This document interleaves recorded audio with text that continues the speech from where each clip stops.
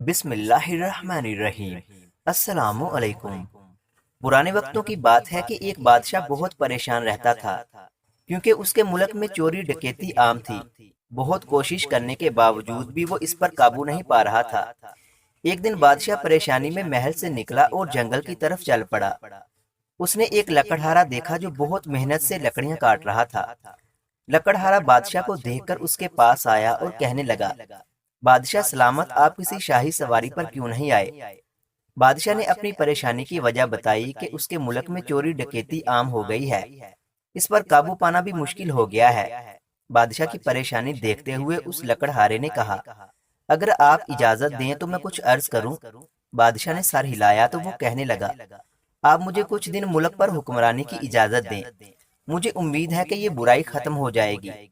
بادشاہ نے خوشی سے اسے اجازت دے دی اور لکڑہارا بادشاہ بن گیا تھا۔ اس نے فوراً حکم جاری کیا کہ اگر ملک میں کسی بھی طرح کی چوری ڈکیتی ہو جائے تو فوراً چور کا سر قلم کر دیا جائے اور جو اس کی سفارش لے کر آئے گا اس کو بھی پھانسی دی جائے گی۔ لوگوں نے اس حکم پر توجہ نہ دی اور اگلے دن کسی کے گھر سے زیورات چوری ہو گئے۔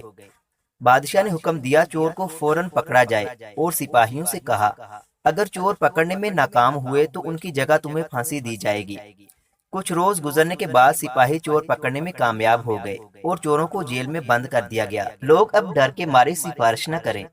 وہ بادشاہ کے باپ کے پاس گئے اور اس سے گزارش کی وہ بادشاہ سے معافی دلوا دیں۔ وہ ان کے ساتھ جانے پر راضی ہو گیا۔ بادشاہ نے جب سفارشی کے طور پر اپنے باپ کو دیکھا تو سپاہی کو حکم دیا کہ ان کو جیل میں بند کر دیں۔ پھر اصول کے مطابق جو ظلم جاری کیا گیا تھا اس کی تکمیل کر دی گئی۔ چوروں کے سر قلم کر دیے گئے اور جو سفارش لے کر آیا تھا اس کو پھانسی دی گئی۔ اس صورتحال نے سب لوگوں کو خوفزدہ کر دیا۔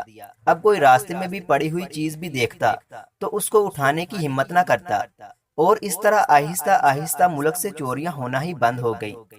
40 دن گزرنے کے بعد بادشاہ لکڑہارے نے پہلے بادشاہ کو بلایا اور سلطنت کا نظام اس کے حوالے کر دیا۔ بادشاہ اس کی حکمرانی اور اصول پرستی سے اتنا خوش ہوا کہ اس کو اپنا وزیر مقرر کر دیا۔ دوستو، کسی بھی سلطنت یا حکومت کا انتظام چلانے کا ذمہ دار حکمران ہوتا ہے۔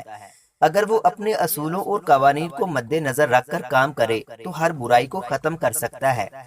مزید اس طرح کی اچھی اچھی اور سبق آموز کہانیاں سننے کے لیے ہمارے یوٹیوب چینل علمی روم کو سبسکرائب لازمی کریں۔ ملتے ہیں اگلی ویڈیو میں۔